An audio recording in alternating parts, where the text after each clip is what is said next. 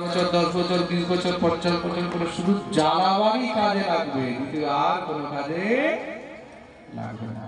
লাগবে? এই কাঠটা শুধু কোন কাজে লাগবে? জ্বালাবার কাজে। সেই কাঠও জ্বলছে আর এই কাঠও জ্বলবে, দেহরূপী কাষ্ঠ জ্বলবে। তার জন্য এই কাষ্ঠকে যদি উন্নত করতে হয় তার জন্য কি চাই বলে? গুরু কৃপা চাই।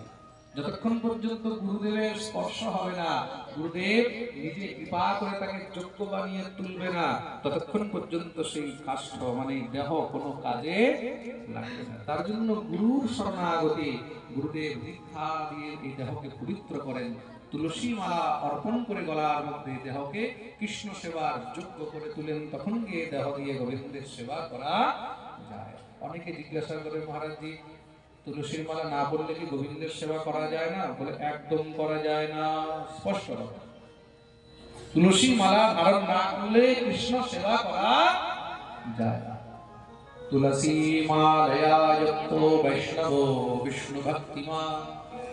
যতক্ষণ পর্যন্ত গলার মধ্যে তুলসী মালা পড়বে না ততক্ষণ পর্যন্ত তোমার হাতের কোন সেবা গোবিন্দ গ্রহণ করবে না।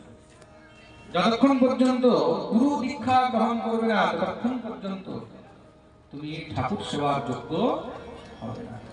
তার জন্য গুরুর শরণাগতি, গুরুর চরণ ধরতে হবে। প্রেম সে বলো রাধে। তার জন্যই তো ভগবতী মীরাবাই বলেছেন না,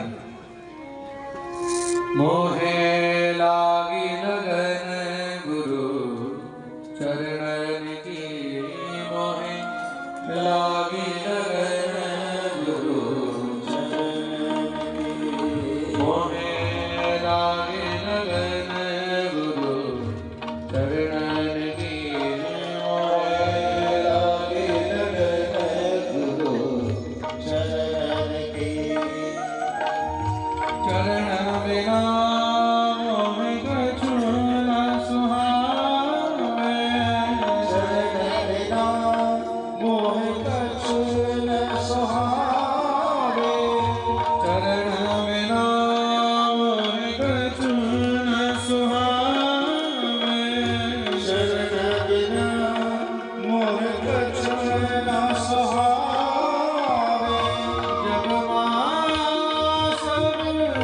जग लागी लगन गुरु चरणन की, मोहे लागी लगन गुरु चरणन की, मोहे लागी लगन गुरु चरणन की। हाथ तुले ताली सेवा करे।